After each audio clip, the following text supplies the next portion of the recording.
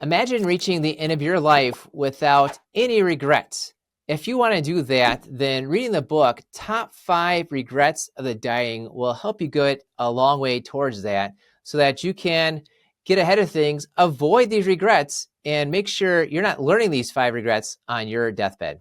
Author Bronnie Ware in this book sets out some great stories about how she learned these regrets as a caretaker, really somebody towards the end of others' lives, kind of like a hospice situation. And she got to really know these folks and share their stories of what their regrets were. She packaged these regrets into a blog post read by 8 million people, and she shares them in this book. It's a great book for you to go ahead and check out. But here are those 5 regrets. Regret number 1 is, I wish I had the courage to live a life true to myself.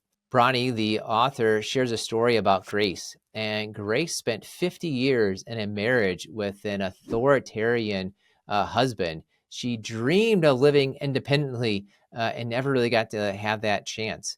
That idea of living true to yourself could apply to you in so many different ways. But if you're thinking to yourself, I wish I could, and one day I will, those are the regrets that Bronnie says you're going to have at the end of your life. Regret number 2 is, I wish I hadn't worked so hard. Now, this is a big regret where you get to be 65, 70, 85, 100. You don't usually hear people saying, boy, I really wish I had worked more in my life. But you often hear them saying, I wish I had worked less. That's why regret number 2 is, I wish I hadn't worked so hard. Bronnie shares a story of John, whose wife had tried to get him retired for 15 years.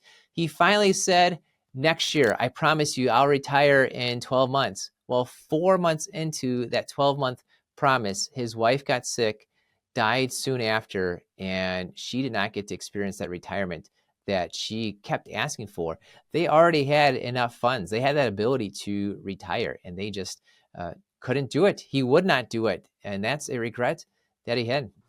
Regret number 3 is, I wish I had the courage to express my feelings. Think of all those things that you're holding inside, wishing you could tell somebody. Bronnie shares a story about her grandmother who sent a letter on a Friday, died on Sunday night. Bronnie got it on Monday, and the letter was her grandmother telling her how much she loved her.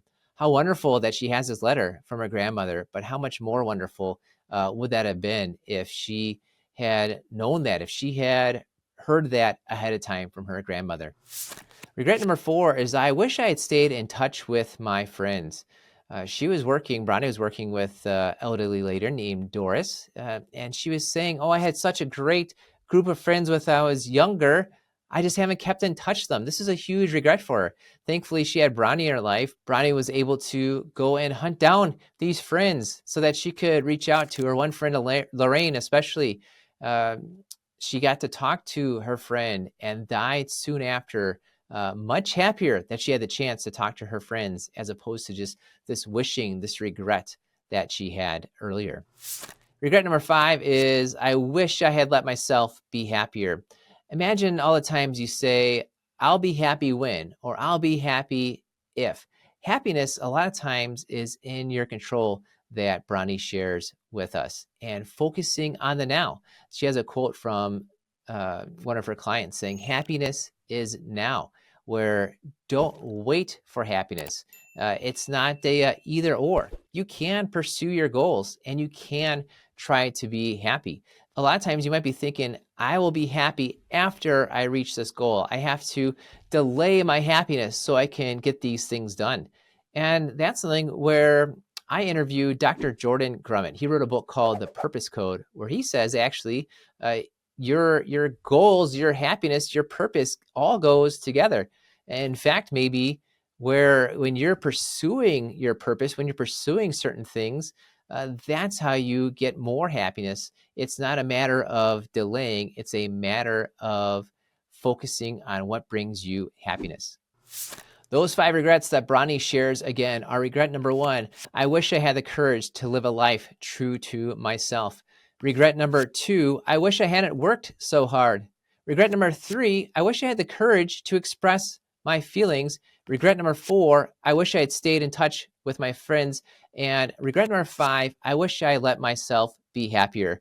Go out and check the 5 regrets of the dying. Do this ahead of time. Don't be on your deathbed sharing these regrets to others. Learn these regrets so that you can live a life full of meaning. And as you're doing that, check out the book, The Purpose Code by Dr. Jordan Grummett, so that you can learn the steps it takes to live a life of purpose. Hi, I'm Jeremy Keil, owner of Keil Financial Partners. And if you're interested in seeing how we help our clients get more income, pay less in taxes, and avoid big retirement mistakes, make sure to go to keilfp.com. That's KEILFP.com.